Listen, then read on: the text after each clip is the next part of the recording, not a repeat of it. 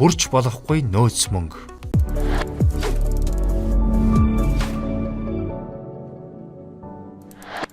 Бизнесийн санхүү гэдэг нь хувийн санхүүтэй төстэй.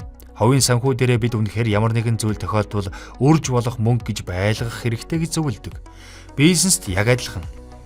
Бизнест хэрвээ ямар нэгэн асуудал бий болвол банк санхүүгийн байгууллага, хөрөнгө оруулагчид бүгд цаашаа арчихвал яах вэ?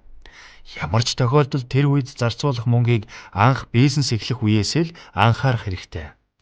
Хувьдаа мөнгө хадгалаад түүнийгээ байгаа гэдгийг ч март гэдэгтэй адил бизнесийн орлогоос тодорхой мөнгийг хизээж хүрэхгүй сан болгон хадгал. Мэдээж энэ нь компани хүмүүстээ бас ойлгомжтой байхын тулд эрсдлийн сан, онцгой нөхцөл байдлын сан зэрэг нэр томьёогоор тодорхойлж болох юм. Хамгийн багадаа компанитай нь үйл ажиллагаагаа явуулж чадахгүй 3 сар зогслоо гэж бодоход тэр зардлаа нөөцөл. Компанийнхаа олсон орлого болгоноос тодорхой хувийг ердөөсөө энэ орлогыг олоогүй гэж бодоод тусад нь дансанд байршуул. Өөрөөр хэлбэл 100 төгрөгийн орлого тутмын 1 төгрөг, 5 төгрөг нь ирээдүйд ямар нэгэн эрсдэл учрвал зарцуулах сан төвлөрнө гэсэн зарчмаар ажиллаж хэвшээрэй. Мөнгөний их багад нь биш, та бүгд ирээдүйд учирч болох эрсдэлд анхаарч, урагшаагаа харж, санхүүгээ удирдах сурахад маш хэрэгтэй зүйл юм шүү. Мөн уг санд ямар үед хүрч болох, хэний зөвшөөрлөөр хүрч болох вэ гэдгийг маш тодорхой тохирсон дүрм журмаа гаргах хэрэгтэй. Уг санг бас үргэлж нэмэгдүүлж хоримтлуулж байх хэрэгтэй. Эхний үед мэдээж шууд хэдэн сарынхаа зардалтай тэнцэх мөнгийг онцгой үед зарцуулах мөнгө гэд хадгалах тун хэцүү. Гэхдээ орлого орж ирлээ л бол ингэж тодорхой хэсэг мөнгийг түгжээрэй. Мөнгийг ер нь их бага нь хамаагүй байгаа гэж бодохоор л үрдэг зарцуулдаг гэдгийг сана. Мөнгө өөрөө байхгүй гэд бодчихвол бид юугаа зарах вүлээ? Иймээс уг нөхцөл байдлыг бодоод тухайн мөнгийг байхгүй гэж бод. Тэгвэл та бүгд хөнжлийнхөө хэрээр хөлөөж ийгээд гэдэг шиг зардалтаач ухаалаг хандаж эхэлнэ. Баг гэлтгүй эхнээс нь эхлүүлчихвэл бизнес томроод ирэхин хэрээр энэ эрсдлийн сан хоримтлал манж бас нэмэгдээд явна. Дэлхийд тэргүүлэгч Microsoft компани гэхэд бүтэн жилийн зардалтайгаа тэнцэх мөнгийг огт хөдөлгөөнгүй банкнд байлгадаг гэдэг жишээ бий.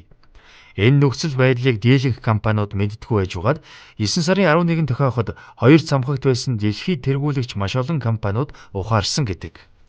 Одоо дэлхийн нийтийг хамарсан цар тагал хүртэл биднийг мөнгө нөөцлөхийн ач холбогдлыг үнэхээр мэдрүүлж байна.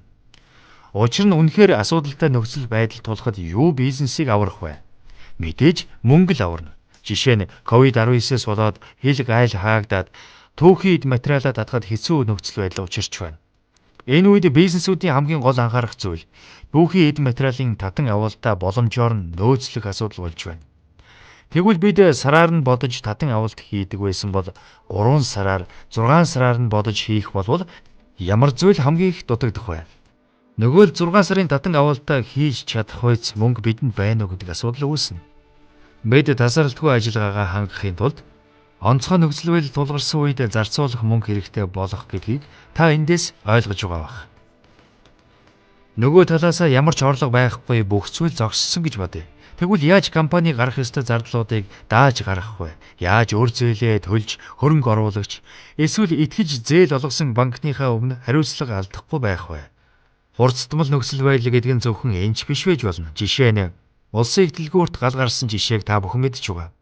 Ашиг орлого өндөртэй олон бизнесүүд үйл ажиллагаа явуулж байсан объект шатлаа. Тухайн барилгыг сэргээн засахад хугацаа орно, мөнгө орно. Тэгвэл уг сэргээн засах зардал чамгүй их мөнгө гарна. За Монгол улстай тэргүүлэгч номин компани түүний санхүүжилтийг төөртөлгүй гаргасан гэж бодъё. Тэгвэл дотор нь байсан дэлгүүр лангуунууд нэгдүгээрт бараанууд нь дахиад хэн нэгэнд санал болгож болохооргүй утаан дарагдсан. Хоёрдугаарт уг дэлгүүр хэвийн байдалтай ортол 1 сар, цаашлаад 2 сар, 3 сар болоход яах вэ? Өдрийн орлогоор өдрийн зарлаа зарцуулж, сарын орлогоор худалдагчаа салинжуулж байсан бол асуудал тэгээд хурцтмал байдалд орно.